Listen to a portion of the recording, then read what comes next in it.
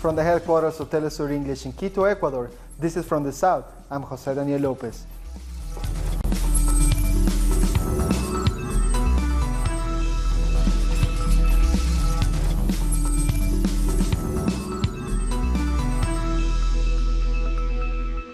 We start with Tuesday's US midterm elections. Democrats have taken control of the House of Representatives, while Republicans have expanded the majority in the Senate. Democrats have taken 219 seats in the House, gaining one more seat than needed to control it. This is the first time in 8 years the House of Representatives is controlled by Democrats, effectively restricting President Donald Trump's ability to pass his proposals through Congress. Republicans have lost 26 seats in the House, keeping 193. But the GOP confirmed its majority in the Senate, taking 51 seats, just the number needed to control the chamber, against 45 seats the Democrats have taken. Many see this as an indication that the country's political division may only be deepening. Meanwhile, President Donald Trump sounded a stern warning to Democrats about investigating Republicans, including him. At the House level, Trump says he will be forced to turn investigations on the Democrats themselves. He expressed his disappointment towards Democrats' willingness to initiate an investigation against him. Democrat Alexandria Ocasio-Cortez has made history as the youngest woman elected to Congress. The 29-year-old activist and politician of Puerto Rican heritage attracted voters with her pro-working class proposals and her defense of migrants and minorities. Many believe Ocasio-Cortez represents a change against the establishment in the Democratic Party. What we are standing up for is what is right. That's right. And we will never be ashamed for fighting for what is right. Earlier on, during voting day, Ocasio-Cortez promised to promote real change if she was elected. Well, I am proudly running as a Democrat, and I anticipate and really look forward to collaborating as much as we can as a party in order to make sure that we get a progressive agenda realized. It's not necessary to have representatives who take money from corporations, but we can have officials who only work for the people in the community. Two other women also made history in the election. Michigan Democrat Rashida Tlaib and Ilhan Omar of the Minnesota Democratic Farmer Labor Party are the first Muslim woman to be elected to Congress. Tlaib made history as the first Palestinian American congresswoman, while Omar has become the first Somali American and former refugee to win a seat in the U.S. Congress. We fight to protect our immigrant families, our neighbors, our children, our planet, our communities. I promise to always have your back. Indigenous women Deb Haaland and Sharice Davis have also made history, becoming the first Native American woman to be elected. Haaland defeated Republican Janice Arnold Jones in New Mexico, while Democrat candidate Davis won Kansas over Kevin Yoder. Davis is also openly lesbian. Johanna Haynes is now Connecticut's first black woman elected to Congress. Haynes took to Twitter to thank the people who support her and her campaign. She also said her victory was the result of unity and hard work. More than 100 women have won mainly congressional seats in races across the country. A win also for minorities. Voters can have chosen the first two Muslim women for Congress, the first Native American, the first black woman in Massachusetts and Connecticut, and two Latin Americans for Texas for the first time. Women are also present in the LGBT community. And also Republicans have won most of the governor's seats, but they were closely followed by Democrats. Out of 36 states where governors were elected, 18 have gone to Republicans and 15 to Democrats. 3 governorships are still up for grabs, with Republicans leading in 2 of them. But Democrats gained seats in the states that supported Trump in the presidential election in 2016.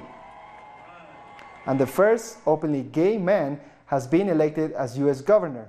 Democrat Jadis Polis will soon be sworn in as the new governor of Colorado.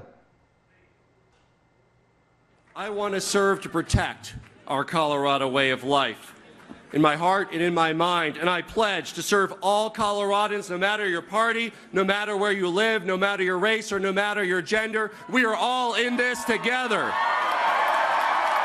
But the midterms lost its historic potential for black candidates. Andrew Gillen was defeated in his bid to become the first black governor of Florida. Stacey Abrams, the Democratic candidate who aimed to be the first black woman governor in the U.S., refused to concede defeat. If I wasn't your first choice, or if you made no choice at all, you're going to have a chance to do a do-over.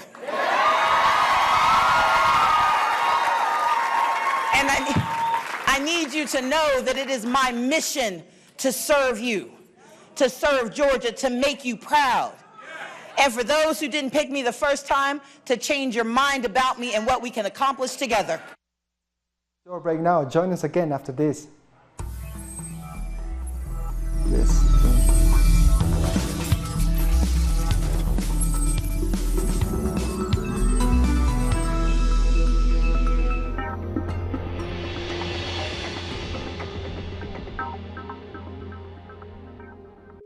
The Pakistani journalist Tariq Ali examines the mass media influence promoted by imperialism. Get access to the analysis of the socio-economic and political life of the whole South America on our screen and platform in English. A critical place committed to the truth to determine the major events that transform the world today. Mondays, only on Telesur.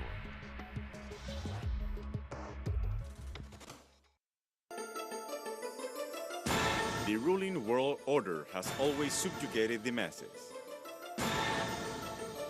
But who are the actors behind every move? What are their real interests? We analyze every move on Critical Move. Weekdays, only on Telesur.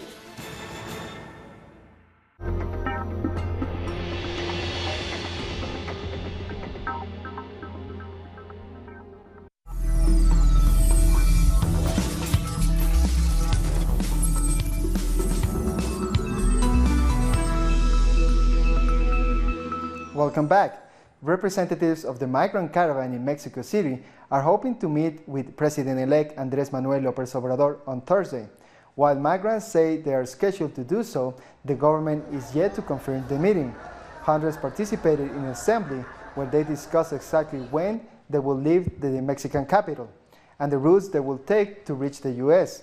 Some migrants say they wish to stay longer in Mexico City, while others wanted to continue the journey to the U.S. as soon as possible. According to Donald Trump, we are criminals. Thank God we are not criminals, and I ask him now, with all my heart, to open the doors for us. The only thing we're looking for is a better job.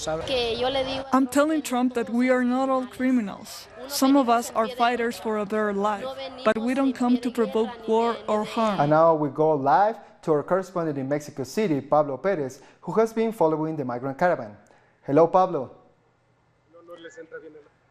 Can you tell us where are you right now and how's the situation in there?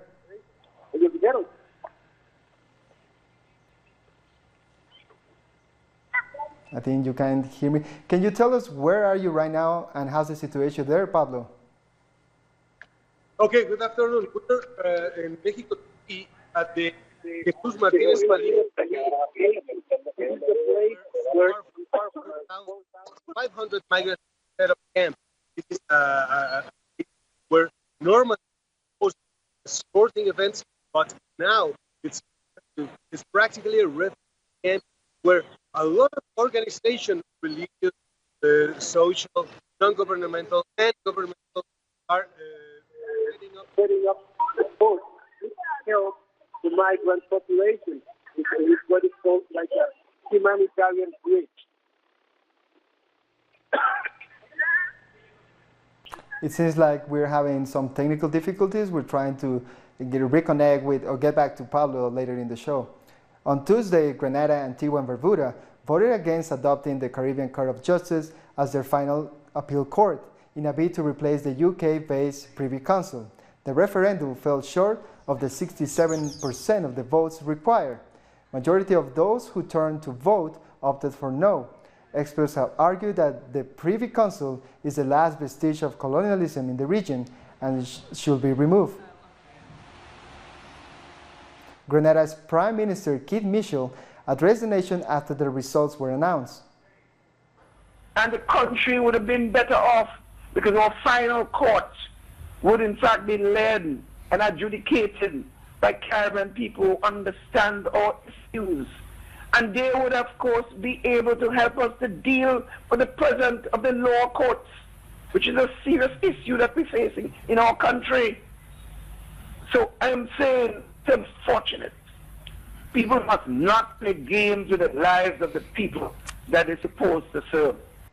President of the Caribbean Court of Justice, Adrian Saunders, also acknowledged the CCJ referendum results on Twitter. He said, while this is not what we hope for, we respect the mandate of the people, but will continue the initiatives with justice systems in these countries. Our correspondent in Antigua and Barbuda, Gemma Handy, brings us more details on the vote.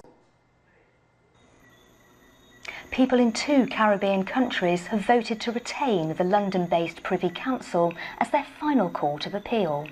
Voters in Antigua and Barbuda and also Grenada headed to the polls on Tuesday to determine whether to replace the British body with the Caribbean Court of Justice, the CCJ. Just under half of people in each country voted in favour of adopting the CCJ. Decades have passed since independence for the 2 countries, and for many, using the CCJ is seen as a matter of regional pride and an important step towards breaking age-old colonial ties.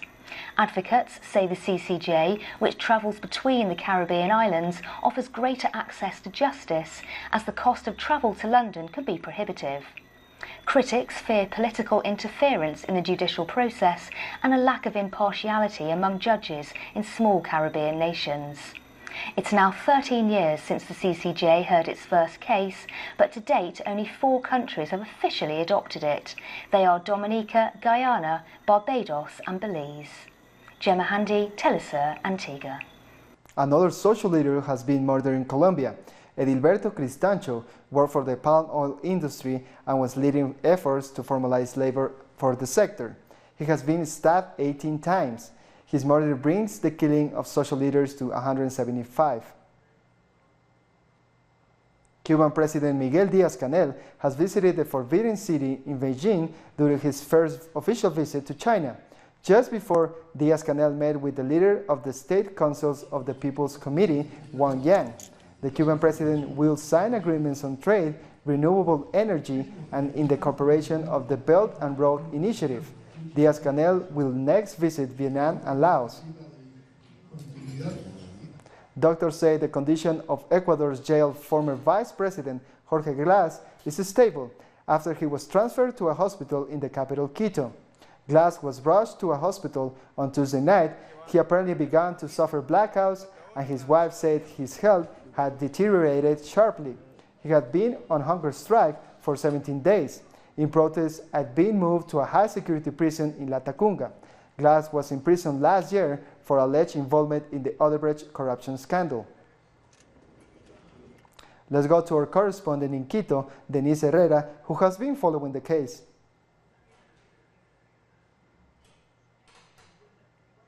We still have some technical issues. Security forces have arrested 7 people in Chile after breaking into a high school building in capital Santiago. The police detained 4 students, 2 teachers and an inspector accused of manufacturing homemade bombs. The education sector has rejected the measures. They say this is part of a bill pushed by President Sebastián Piñera to repress students losing their enrolling rights for life. France has given refugee status to former Chilean guerrilla member Ricardo Palma Salamanca, even after the Chilean government had asked for his extradition. Salamanca has been a fugitive for over 20 years after being sentenced for the murder of Senator Jaime Guzmán. Friends and family members of Ricardo Palma Salamanca are celebrating. They say that political asylum his wife and children have received will end with 2 decades of persecution and will let them live in peace. They are grateful that French institutions have listened to them. France is a country where institutional powers are totally transparent and separate. In his meeting with French President Emmanuel Macron last October, Chilean President Sebastián Piñera asked for the extradition of the former guerrilla member. We talk about Palma Salamanca. What Chile wants is very simple. We want him back in Chile, where he was judged and sentenced for terrorism. In April 1991, Ricardo Palma Salamanca, a former member of the Manuel Rodríguez Patriotic Front, killed Senator Jaime Guzmán, one of the collaborators in Augusto Pinochet's dictatorship. Few times people have had access to justice, real justice. Through Ricardo, we can have some dignity, because who Ricardo killed, if Pinochet were Hitler, the man Ricardo killed would be Goebbels. Guzmán was the brains behind the massacre of Chilean people. The dictatorship was a two-headed dragon, one civilian head, one military. I lost my parents. Who is to say that Jaime Guzmán was not the one who planned my mother's murder? Palma was sentenced to life imprisonment, but in 1996 he escaped from a high-security prison in a helicopter. Since then, authorities have been trying to bring him back to Chile. We strongly believe there were violations of due process and of human rights, including torture, during Ricardo Palma Salamanca's trial.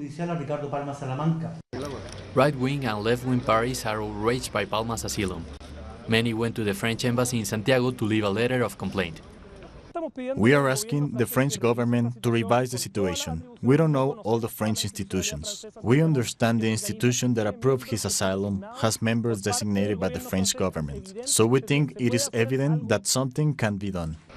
Despite the fact the French government has made its decision, Chilean lawmakers still hope to see Palma Salamanca extradited.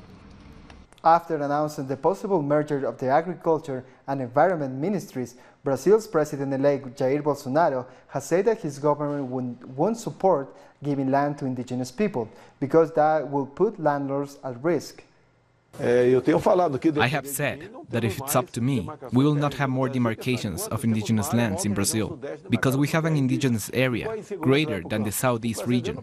The landlords cannot wake up and discover that through a decision of the executive, they will lose their own property to a new indigenous land. Peru's Commission investigating corruption cases has discovered alleged crimes in the Almost Water Room project involving former presidents Pedro Pablo Kuczynski and Ollanta. The Commission's final report states that there is evidence that shows Kuczynski may be involved in money laundering during his time as finance minister. Humala is reportedly linked to the illegal transfer of funds for the H2 Olmos company, a subsidiary of Odebrecht. Uruguay hopes to effectively combat gender-based violence with the implementation of its first national observatory on the universal phenomenon. In Uruguay, a country of 3.4 million inhabitants, one woman dies every 9 days as a result of domestic violence. That's according to the National Directorate for the Prevention of Crime. Less than 1 year ago, though, a law which seeks to protect victims of gender-based violence and combat the causes and effects was enacted. The legislation facilitates the creation of an observatory to track, register and collate data on gender-based violence. It is very important that there is a formal observatory with technical support which guarantees accountability. It will also help examine and evaluate policy. The observatory will work in tandem with different public institutions such as the Interior Ministry, also with social organizations such as the Uruguayan Network Against Domestic and Sexual Violence. This is an interinstitutional policy, and so it also has bearing on the education and health sectors, as well as the judiciary. It also works with the Public Prosecutor's Office and social organizations working directly with women, children, teenagers and perpetrators of gender-based violence, all of whom have an up-close and sometimes personal perspective. The observatory will also design the second edition of a national survey on gender-based violence, which is expected to be completed in the first quarter of 2019. It will also standardize the administrative record-keeping system used to categorize, measure, and publish related data. In order to define a problem, people must have information. Information is the most important element to understand the problem, evaluate it, and propose comprehensive solutions.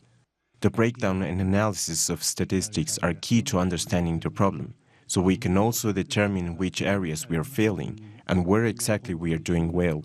Data from the first survey on gender-based violence was indeed alarming. It showed that 69% of girls and women in Uruguay over the age of 15 have been victims of gender-based violence. 45% suffered psychological, economic, physical, or sexual violence at the hands of intimate partners. More than 20% have lived in situations of violence, and that's in the last year alone. And 1 out of 3 suffered either physical or psychological violence during childhood.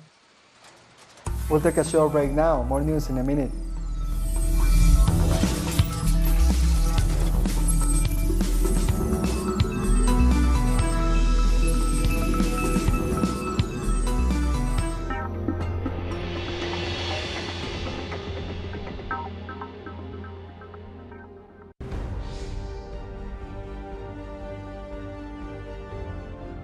Acompañamos a los pueblos que resisten en cada una de sus luchas.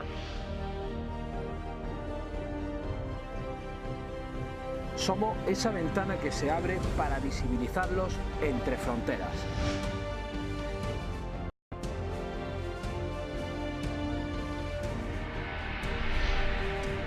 Thursdays, only on Telesur.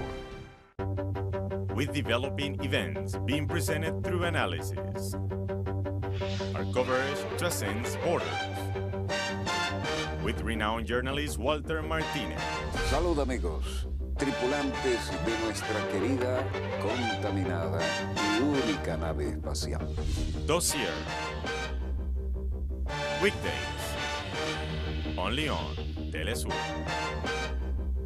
Y ponga usted las cámaras, señor director.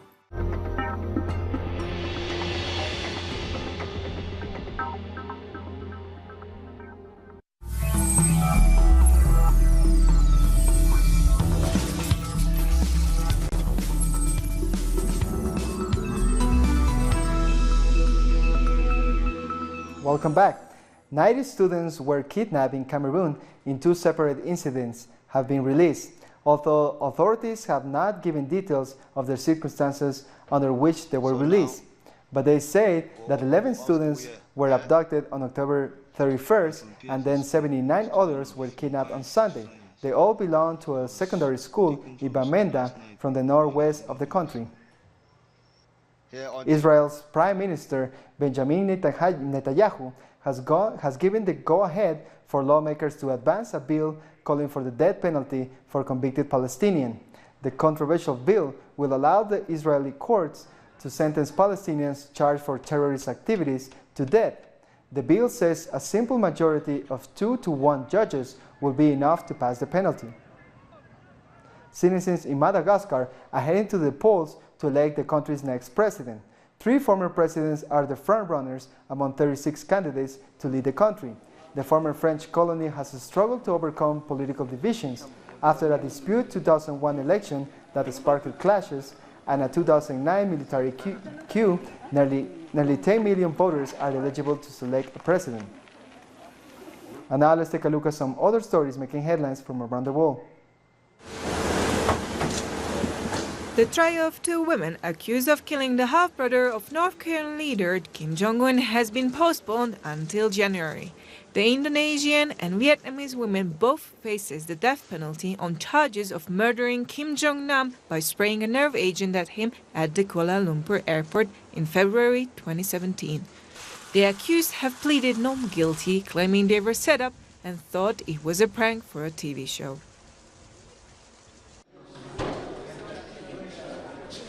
The trial of Rwandan politician Diana Rigari has started in the capital, Kigali.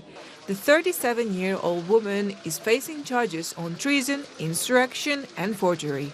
Prosecutors asked for Vergara to be sentenced to 22 years in prison, along with her mother, who faces similar charges. Both of them were jailed for more than a year before being released on bail in October.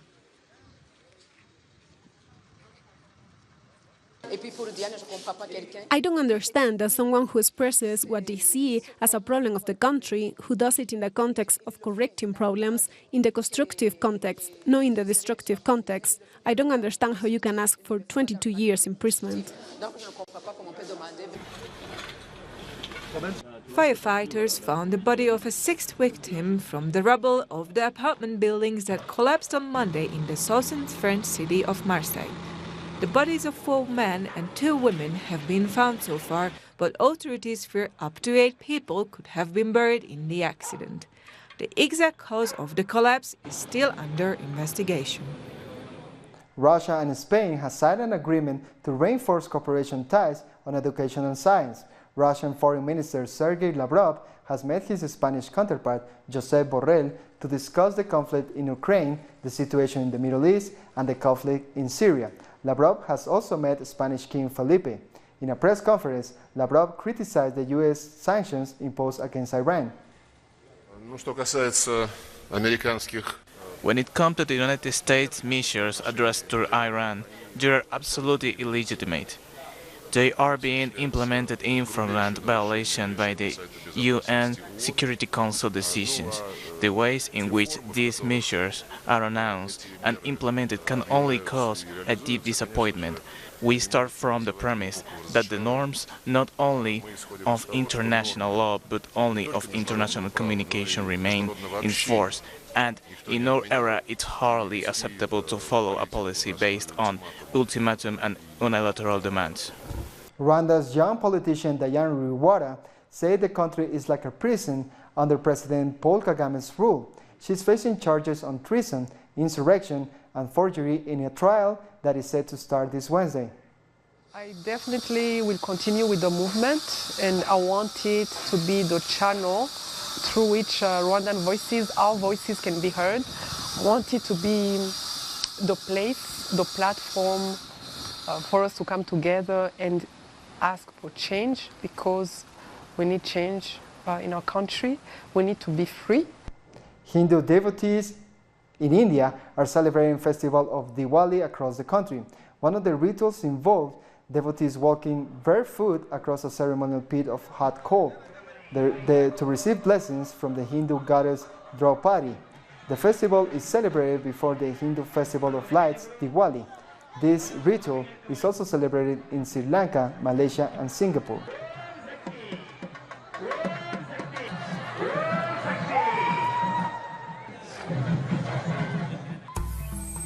We come to the end of this news brief.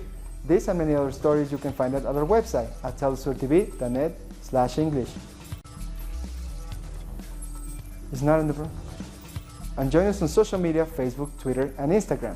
For Telesur English, I'm Jose Daniel Lopez. Thank you for watching.